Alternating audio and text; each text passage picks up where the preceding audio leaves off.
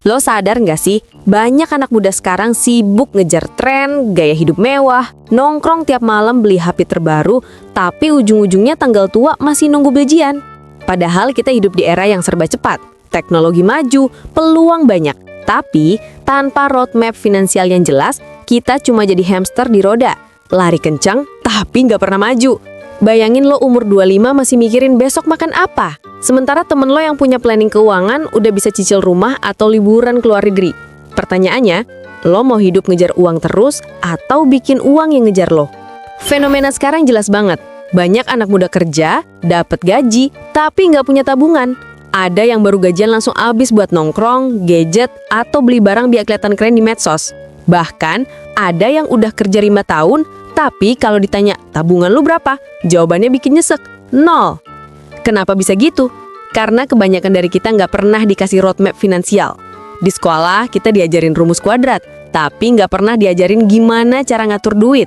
Padahal kenyataannya pahit. Dunia nyata nggak nanya nilai rapor lo, tapi saldo rekening lo, cicilan lo, sama gimana lo bisa survive di tengah inflasi. Nah, makanya di video ini gue mau ajak lo bikin roadmap finansial anak muda, biar lo punya arah jelas, mulai dari lo baru kerja sampai lo bisa merdeka finansial. Poin pertama, kenali arus duit lo. Cash flow awareness. Lo nggak bisa natur apa yang lo nggak tahu. Jadi, langkah pertama, catat pengeluaran dan pemasukan. Contoh relatable, lo gajian 5 juta. Tapi tiap bulan, entah kenapa habis aja. Setelah dicatat ternyata 1,5 juta buat nongkrong, 800.000 buat ngopi, 1 juta buat ojek online. Kebocoran kecil setiap hari kalau dikumpulin setahun bisa jadi 10-15 juta. Itu udah cukup buat DP motor atau jalan-jalan ke luar negeri. Poin kedua, bangun dana darurat, emergency fund. Anak muda sering remehin ini, padahal dana darurat itu kayak sabuk pengaman. Lo nggak berharap kecelakaan, tapi kalau kejadian, sabuk itu nyelamatin lo. Faktanya, rata-rata orang Indonesia cuma bisa bertahan 1 bulan kalau kehilangan penghasilan. Berarti kita rapuh banget. Tipsnya, minimal 3-6 kali pengeluaran bulanan lo disimpan. Kalau lo butuh 3 juta sebulan buat hidup, dana darurat lo minimal 9-18 juta. Poin ketiga, belajar bedain aset versus liabilitas.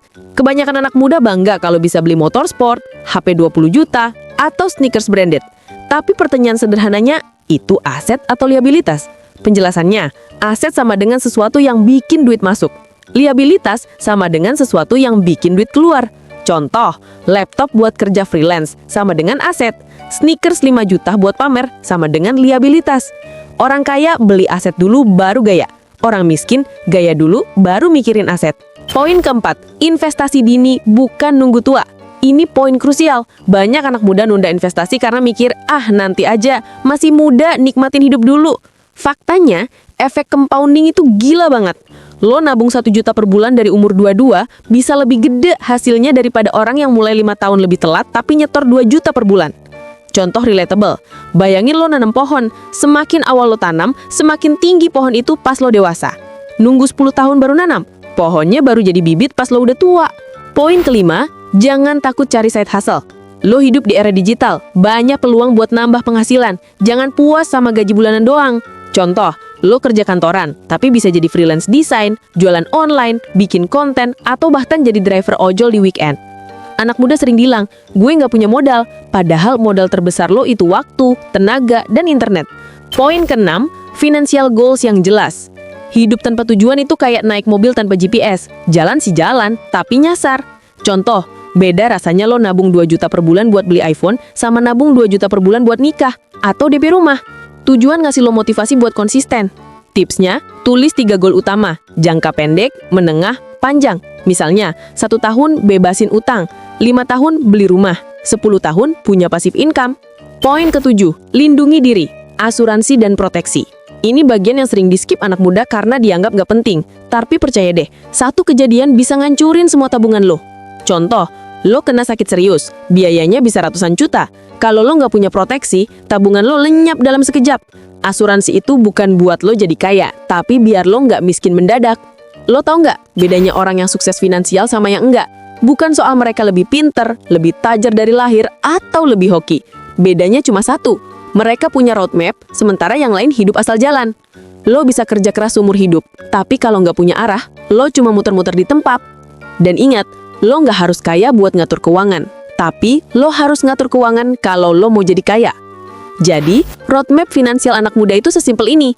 Kenali cash flow lo, siapin dana darurat, pahami aset versus liabilitas, mulai investasi, cari side hustle, punya goal jelas, lindungi diri lo. Ingat, uang itu kayak air. Kalau lo nggak kasih wadah, dia bakal ngalir kemana aja dan hilang. Tapi kalau lo bikin wadah yang bener, lo bisa ngatur alirannya buat nyiramin masa depan lo. So, pertanyaannya sekarang, lo mau jadi budak uang selamanya atau jadi tuannya? Kalau video ini bikin lo mikir, jangan lupa like, komen, dan share ke teman-teman lo biar makin banyak anak muda yang melek finansial. Dan tentu aja, subscribe biar lo nggak ketinggalan roadmap lainnya. Karena ingat, hidup lo cuma sekali, jangan sampai rusak gara-gara salah ngatur duit.